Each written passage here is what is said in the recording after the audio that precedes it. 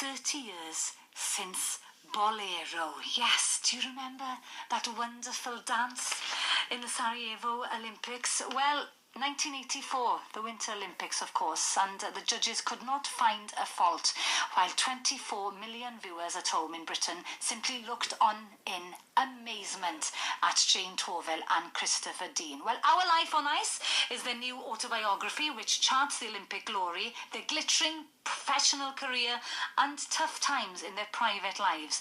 And I'm delighted to say that, Christopher Dean joins me now. Good afternoon to you, Christopher. How are you?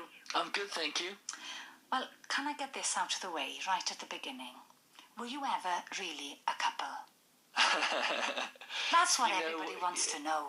Well, we're a partnership on the ice, that's for sure, and we've spent nearly 40 years together, and so we obviously love each other and respect each other very much. I don't know whether that's going very far to answer your question. But there was a flirtation. There was a flirtation, flirtation, a fling. dabbling, Was it a teenager fling? Dabbling. All right, okay. But tell us a little bit about this second autobiography. Why did you feel there was another story to be told? Well, it's been 20 years since we wrote the last book, and the last book was sort of very much just about our skating amateur career. And, 20 years down the road, such a lot's happened to us with Dancing on Ice. We've had families, breakups here and there. And so it was just the right time. It's been 30 years since the Olympics. We went back to Sarajevo this year to commemorate that as well. And Dancing on Ice coming to an end. So it just seemed the right time to sit down and talk about it again. So go back to the time when you retired then, Chris, back in 1998. How hard was it? Did you expect for it to be so hard? Well, obviously not, but we decided that in 1998 we were going to retire quietly. We did our last performance in Vancouver, and it was only the two of us that knew about it, and so it was quite an emotional moment. But moving on from there, a month later, I moved out to America to be with my wife. We were expecting a child. Jane wanted to start children.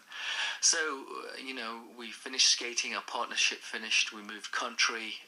Everything we knew within 4 weeks was changed. It was dramatic. And I understand Jane is there as well. Good afternoon to you, Jane. She's coming. Here you go. Right. She's sort of in the room. She's not on her skates. Hello. Hello, Jane. It's Hilary Sean here on BBC Radio Wales.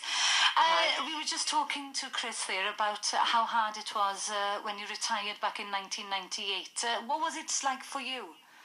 Well, it seemed at the time it seemed like a punctuation mark in her career, and we come to that decision. But having made that decision, it wasn't an easy one, and coming back home after that last performance was just really, it was depressing, really, just to find yourself alone at home, and it was just a very hard time and hard to think what was going to happen in the future. And Chris mentioned he moved out with his wife to America, and yes. I presume both of you wanted to throw yourselves into family life, and you wanted to start a family, but yes. It didn't happen naturally for you. Can you talk about how difficult that time was for you? It was a difficult time, yes. I think I naively thought, this is going to be easy. Yeah. People do this all the time. Yeah. And I was in my early 40s as well. And but I did conceive quite quickly. But then, unfortunately, it was an ectopic pregnancy, so I had to have surgery and so on, and the next route was IVF, which didn't work, which brought me round to adoption and going through that process, and that was the best thing I did, really, because I now have two lovely children, and when you look back on that, you think, well, if it had been that easy, then I wouldn't have the children that I have today. So. Yeah. Well, it's funny enough, we've been talking about adoption on the programme this afternoon because Jamie Walsh, the Olympic athlete, he has been in search for his birth mother. I see that. Yeah. Have your two children shown an interest in following the same steps that Jamie has done?